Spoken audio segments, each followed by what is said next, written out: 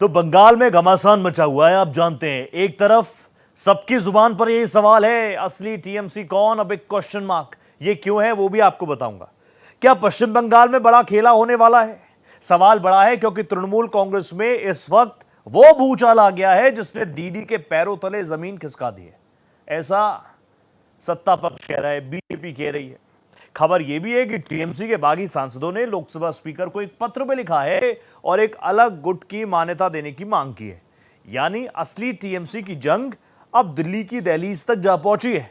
उधर ममता के उत्तराधिकारी अभिषेक बनर्जी पर फर्जी सिग्नेचर मामले में सीआईडी का शिकंजा कस चुका है। घंटों पूछताछ हो रही है, तलवार लटकी हुई है। सवाल यह भी कि क्या ममता बनर्जी अपनी पार्टी को बिखेरने से बचा पाएंगी? क्या महाराष्ट्र की तर्ज पर बागी गुट टीएमसी पर अपना हक जताने में कामयाब होगा? और सबसे बड़ा सवाल यह कि क्या अभिषेक बनर्जी की लीडरशिप के खिलाफ पार्टी का आंतरिक विद्रोह है या फिर इसके पीछे कोई बड़ी सियासी पटकथा?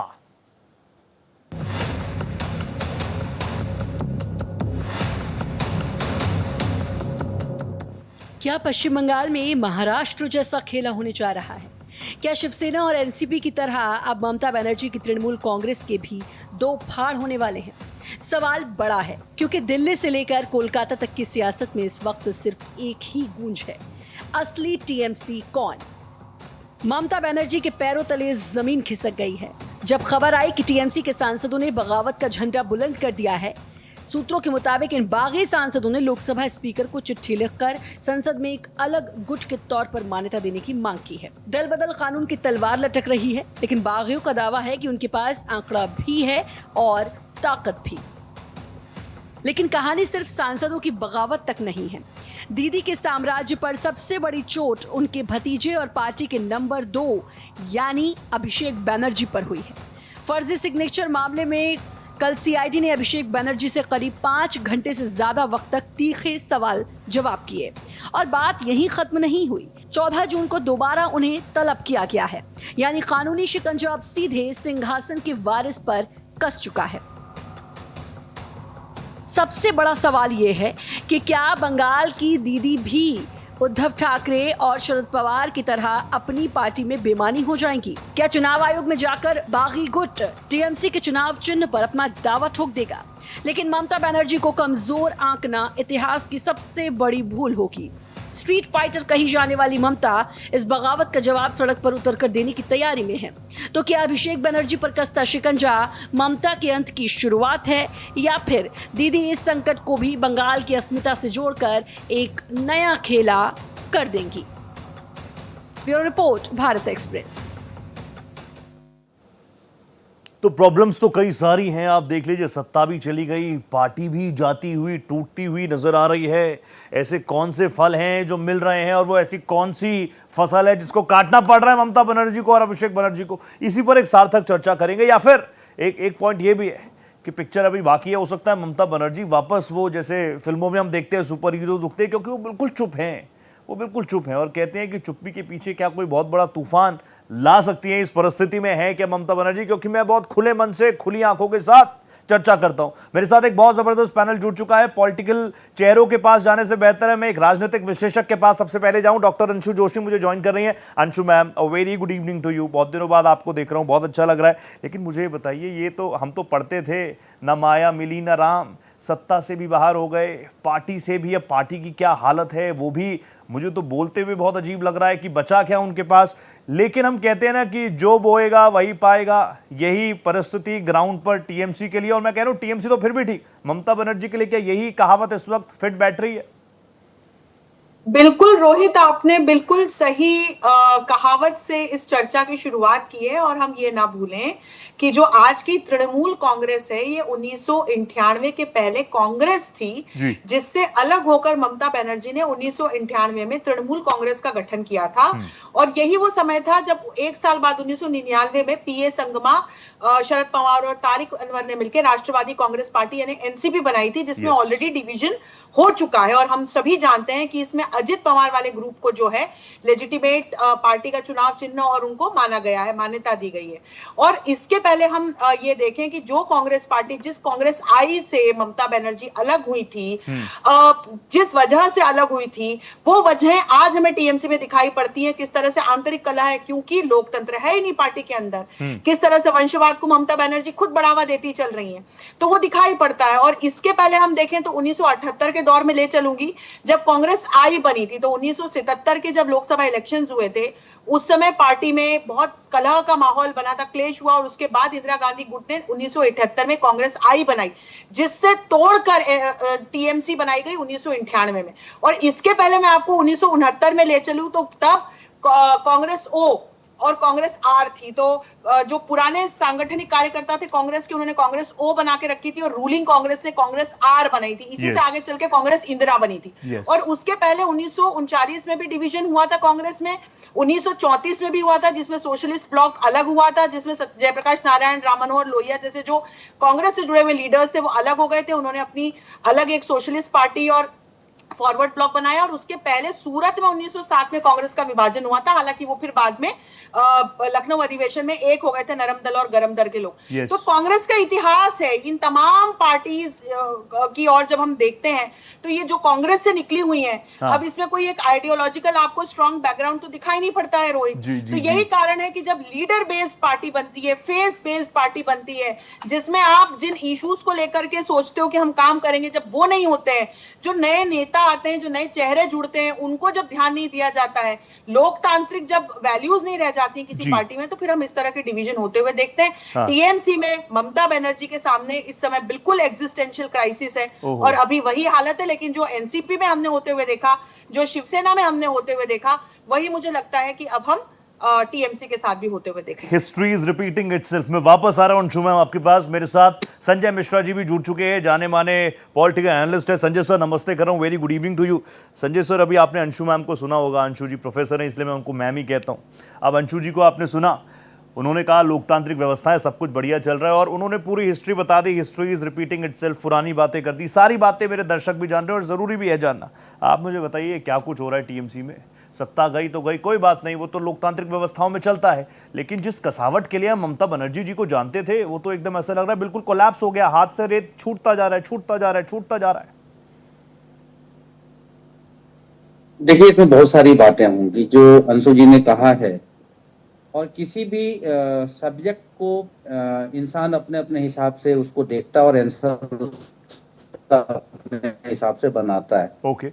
लेकिन जब सैद्धांतिक रूप से कोई जवाब तैयार किया जाए तो उसमें फार्मूले को हम इधर उधर नहीं कर सकते हैं। ठीक है, उससे बाद में आऊंगा। लेकिन जहां तक ममता बनर्जी की बात है और इनके विचारों की, कांग्रेस टूटी, ये टूटा, वो टूटा, ये गए, वो गए, अरे भाई, वैचारिक मतभेद हुआ, उन लोगों ने अपनी कोई गुट बनाई, पार्टी बनाई और सत्ता में रहे। कांग्रेस को कोई एतराज नहीं था। लेकिन हिंदू महासभा बंद कर दिया, जनसंघ की दुकान चालू, जनसंघ बंद कर दिया, जनता पार्टी चालू, जनता पार्टी बंद कर दिया, भाजपा, भारतीय जनता पार्टी चालू। यही हुआ है ना अंशु जी, यही हुआ है। अब आते हैं आगे, जहां तक ममता दीदी की बात हो रही है, रोहित जी, ममता बनर्जी का जो व्यक्तिगत लोकप्रियता है बंगाल के अंदर, आज भी इस चुनाव में भी, जो लास्ट चुनाव उन्हें हराया गया है, इस चुनाव के में भी उनकी लोकप्रियता, लंबे समय का राजनीतिक उनका अनुभव और राज्य में स्थापित संगठनात्मक उनका जो ढांचा है, वाह वाह वाह, वो अभी भी मजबूत है। संजय दा, कैसे कह रहे हैं आप ये बात? मैं समझना चाह रहा हूं इसको। 45% का मैं कह रहा हूं सत्ता से गई कोई दिक्कत नहीं, संगठनात्मक तौर पर मैं कह रहा हूं स्टेट में क्या हाल है, पार्टी का क्या हाल है, मैं तो वो जानना चाह रहा हूं। मैं अंशु मैम, मुझे भी हंसी आ रही है, लेकिन मैं सोच रहा हूं कि संजय जी कुछ कह रहे हैं तो उनके पास लॉजिकल रीजनिंग होगी, इसकी सुननी चाहिए हमें एक बार। फिर तुरंत आ रहा हूं। संजय जी बोलिए। देखिए, बिल्कुल, देखिए, टीएमसी के अंदर भगदड़ है। टीएमसी के भगदड़ का मतलब ममता बनर्जी के राजनीतिक अंत है या इस पर कोई असर नहीं पड़ेगा, ये दोनों ही निष्कर्ष बिना पर्याप्त प्रमाण के अतिशयोक्तिपूर्ण ही होगा। अभी किसी के विश्लेषक का हो, चाहे मेरा हो या मेरे बहन का हो। हाँ, अभी इतनी जल्दी हम निर्णय ले रहे। देखिए आज क्या हुआ, हमने सुना 4000 ईवीएम जल गए, ऐसा ही हुआ था बंगाल में। रोहित जी आपको तो मालूम होगा, वो इसी इलेक्शन के हैं।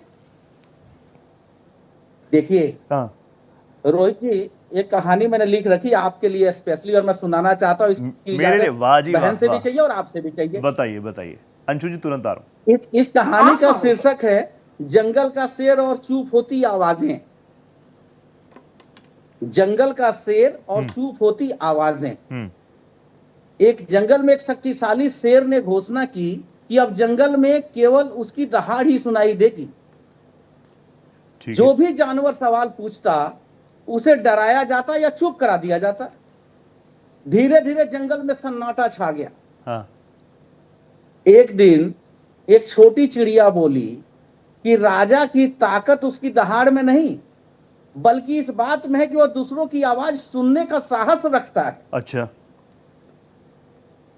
यह सुनकर कई जानवर सोचने लगे कि यदि केवल एक ही आवाज गूंजे हाँ।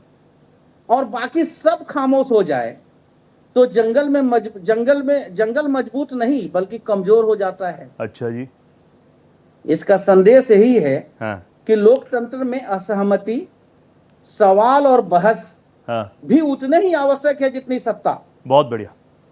किसी भी दल या सरकार के संदर्भ में तानाशाही की आशंका तब उठती है जब लोगों को लगता है कि विरोध या आलोचना के लिए पर्याप्त स्थान नहीं बचा है। ओके, तो ये एक आगे भी मैं बोल देता हूं, जल्दी से अगली लाइन लास्ट लाइन बोलिए। लास्ट लाइन है रोहित जी, बोलिए। ये कहानी जो हमने सुनाई है, हाँ।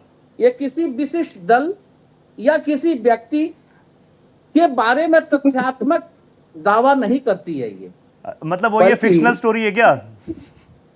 ये लोकतांत्रिक मूल्यों के आधार पर एक संदेश है। ओके। अंशु जी प्लीज, अभी एक बहुत अच्छी कहानी सुनाई हमारे संजय सर ने, जंगल का शेर और चुप होती आवाजें। कुछ रिएक्ट करेंगी इस पर? मैं भी एक कविता सुनाऊंगी दिनकर की। वाह जी वाह। लगभग मेरे ख्याल 40-35 सेकंड में खत्म होगी, फिर अगले 1 सेकंड में अपनी बात करूंगी। संजय भाई चूंकि बहन कहते हैं तो बहन का मान रखेंगे और बीच में नहीं टोकेंगे। तो संजय भाई ने अपनी कहानी कविता सुनाई, मैं कहानी कविता सुनाती हूँ।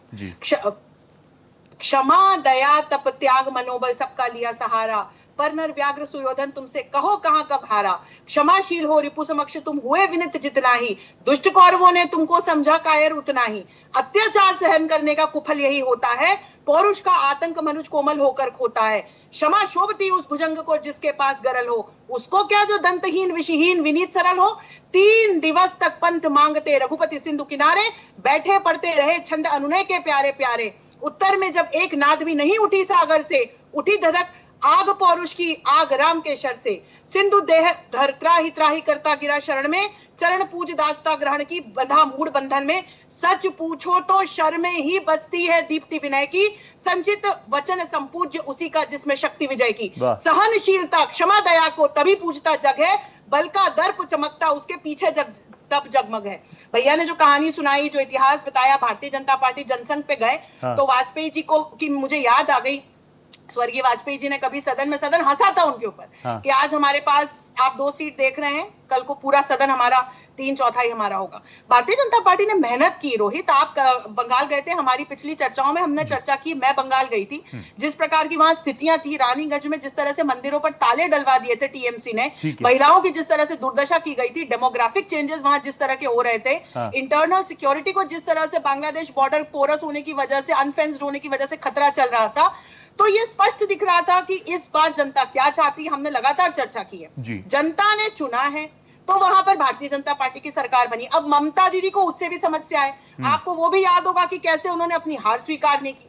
अन्यथा यदि कोई एक ऐसा लीडर हो जो वाकई में लीडर होता है तो ठीक अपनी है। हार को स्वीकारता है, हार स्वीकार नहीं की। अब टीएमसी में जिस तरह से पिछले कुछ समय से स्थितियां चल रही थी, आंतरिक कलह तो चल ही रहा ओके, था, ओके। वो अब खुल के सबके सामने आ गया। तो अब इसको आप दूसरी पार्टी से मत जोड़िए भैया, ठीक है। टीएमसी में जो खुद की स्थिति चल रही है हाँ। उस पर बात कीजिए। यही ओके। स्थितियां हमने देखी शिवसेना में देखी, हाँ। यही स्थितियां हमने एनसीपी में देखी, ओके। यही स्थिति अब हम टीएमसी में देख रहे हैं। डॉक्टर जोशी एक चीज और, एक 30 सेकंड का रिएक्शन और दीजिए, फिर मैं 1.5 से 2 मिनट दूंगा संजय सर को। 30 सेकंड का रिएक्शन। ये सिर्फ अंदरूनी जो प्रॉब्लम्स थी वही खुलकर बाहर आ रही है, ये वही चीज है? क्योंकि बहुत सारे लोग जो है वो तो कह रहे हैं ओपी लोटस, ऑपरेशन लोटस शुरू हो रहा है, वो भी फिक्शनल है। भाई जो हार गए हैं हो सकता है कि उनको लगता हो कि अब हम दूसरी पार्टियों को ज्वाइन करें या हम कैसे सत्ता से जुड़ के रह सकते हैं। ठीक है। भारतीय जनता पार्टी को या जो पार्टी जीत गई है, जिसके अपने कार्यकर्ता भरे बैठे हैं बंगाल में, हाँ। उन्हें इनकी क्या आवश्यकता होगी? उन्हें हारे हुए चेहरों की क्यों आवश्यकता पड़ेगी? सही बात है। उनके पास जीते हुए चेहरे पहले ही बैठे हुए हैं, उनके पास अग्निमित्रा पॉल जैसे लीडर्स बैठे हुए हैं भाई, उनके पास शुभेंदु अधिकारी जैसे लीडर्स बैठे हुए हैं। तो जीत के आने के बाद वो हारे हुए लोगों को पोच करने की कोशिश क्यों करेंगे? तो बात ये ठीक हम है। समझें कि जो ये पूरी तमाम कॉन्स्पिरेसी थ्योरीज चल रही है, इसके इतर हम ये समझें कि टीएमसी ने जिस तरह का शासन पिछले वर्षों में बंगाल में चलाया है, ओके। न सिर्फ जनता उससे उकता गई थी, उसके अपने डन। मेंबर्स की क्या स्थिति है वो अब हमको दिखाई पड़ती है। संजय जी मुझे बता दीजिए, आपको लग रहा है ये महाराष्ट्र वाला चैप्टर या ऑपरेशन लोटस, वो तो कह रहे सब फिक्शनल ही है, मन में है बस? जो जीते हैं, जिनके पास 208 विधायक जीतकर आ गए हैं, असेंबली में बैठे हैं 208 विधायक, उनको क्या जरूरत पड़ रही है इनकी? नहीं, बिल्कुल ठीक है, कोई जरूरत नहीं है इनको। इनको नफरत विपक्ष से है, सवाल से है। ओहो, दिक्कत यहाँ है, समझ सवाल गया। पूछने वाला नहीं चाहिए। ओह, इसीलिए महाराष्ट्र में शिवसेना को तोड़ दिया और टूटा हुआ ग्रुप बीजेपी के साथ गया, हाँ। मुख्यमंत्री बन गया। इनके पास क्या है? 208 लेके बैठे, इनके पास तो बहुत नेता है, इन्हें क्या जरूरत है बाकी आगे आने वाले नेताओं की? हाँ। अरे शुभेंदु दादा भी कट मनी लेने वाला, ओहो। जिसे प्रधानमंत्री जी ने कहा था कि कैमरे के सामने मासूम चेहरा, कट मनी थैले में ले रहे हैं, वही है ना टीएमसी से। उसके पहले सीपीआई, उसके पहले कांग्रेस। आपके पास नहीं है। हाँ। आपका नहीं है वो ममता दीदी से होके आए हैं। और ना जाने बंगाल में 208 में से हाँ। मैं गारंटी कहता हूं कि 8 भी आपके नहीं है। ओहो, 8 भी आपके नहीं है। वो 200 के 200 टीएमसी वाले, सीपीएम वाले हैं, हाँ। कांग्रेस वाले हैं। अरे कोई बाहर से इंपोर्ट किए हुए हैं। लेकिन अंजू जी, आप बात अच्छी रख रही हैं। हाँ। सैद्धांतिक रूप से आपने जिसका भी आपने पक्ष लिया है, हाँ। ईमानदारी से आपने पक्ष लिया। मैं आपसे एक सवाल पूछता हूं, जल्दी पूछ लीजिए। आपके लिए बीजेपी, मेरे लिए टीएमसी, आपके लिए कांग्रेस, मेरे लिए एसपी, हाँ। ये महत्वपूर्ण है या हम दोनों के लिए देश महत्वपूर्ण है? देश से ऊपर तो कुछ क्या होता ही वो नहीं। नहीं एक्सेप्ट कर रही हैं? बहुत बढ़िया प्रश्न। ईडी के कारण, सुनिए, आपने कहा था इसका मैं पहले जवाब कि दूंगी। मैं बिल्कुल सुना था। आपने जिस कविता की बात की और आपने कविता पढ़ी, बहुत अच्छी कविता है। हाँ। बता दीजिए नरेंद्र मोदी जी का एक उदाहरण। मैं देता हूं उदाहरण, अटल बिहारी वाजपेयी जी का नाम आपने लिया। अभी बता श्रद्धेय स्वर्गीय अटल बिहारी वाजपेयी जी ने स्वयं से कहा था कि पंडित नेहरू की उपस्थिति में मैंने संसद में कह दिया था हाँ। कि आपके अंदर चर्चिल भी है और चैम्बरलेन भी है। और पंडित जी सुन करके मुस्कुराते रह गए। शाम को किसी बैंकेट हॉल में मिलते हैं और कहते हैं बहुत अच्छा भाषण दिया। क्या बात कर रही हैं आप? बताइए प्रधानमंत्री को कि किसी के पीठ थपथपाया हो, शिकायत के बाद संसद छोड़ के भाग जाते हैं। जब तक राहुल गांधी रहेगा संसद में मैं नहीं आऊंगा। क्या ये आपके प्रधानमंत्री जी का 56 इंच का सीना है? मैं ये कहना चाहता हूं, मेरे लिए, आपके लिए, रोहित जी के लिए और मोदी जी के लिए भी हाँ। देश सर्वोपरि होना चाहिए। आज विपक्ष देश के लिए रो रहा है, भारतीय जनता पार्टी सत्ता के लिए रो रहे हैं, नरेंद्र मोदी जी सत्ता के लिए रो रहे हैं। ओहो, क्योंकि जिस तरह की राजनीति भारतीय जनता पार्टी ने आज कर दिया है, हाँ। ये डर सबको लगता है। हाँ। याद रखिएगा, हाँ। डर सबको लगता है। और एक अंतिम बात मैं आपसे कहता हूं, जल्दी एक अंतिम बात, आज की घटना बताता हूं। मैंने कहीं पढ़ लिया था पेपर में। हाँ। गाजीपुर में एक व्यक्ति कोर्ट में खड़ा है। ओहो, और वो कोर्ट में खड़ा होकर के किसी अपने भांजे का हत्या करके गया था। जज साहब ने बोला कि भाई तुमने हत्या क्यों की, यदि तुम्हें मैं छोड़ देता हूं तो फिर तुम क्या करोगे? उसने बोला हमसे यदि कोई उलझेगा तो फिर हत्या कर दूंगा। हाँ। उन्होंने बोला अच्छा ये दूसरा सवाल कि तुम्हें कोई अफसोस नहीं है किए पर? उसने कहा मुझे कोई अफसोस नहीं है। जज साहब ने फैसला सुनाया, इसे तब तक लटका के रखो जब तक ये मर नहीं जाता। ठीक है जी। अब इसकी ये तो सही ये है, गाजीपुर का है, डिस्ट्रिक्ट हाँ। का नाम ले रहा हूं। हाँ। आप खबर पता कर लीजिएगा, कोर्ट का फैसला है। हाँ। लोकतंत्र के साथ ऐसा ही करिएगा आप लोग क्या? ओहो। तब तक लटकाए रखिएगा।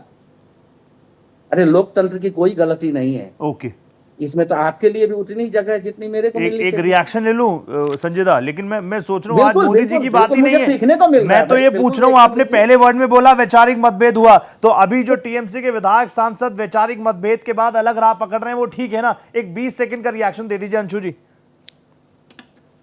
ये संजय भैया को भी ना सब पर बात कर रहे हैं, लेकिन टीएमसी और ममता हाँ। बनर्जी अभिषेक पे बात नहीं कर रहे। इनको ना मोसी हो गया है, मोदी सिंड्रोम, ओके। जो राहुल गांधी को है।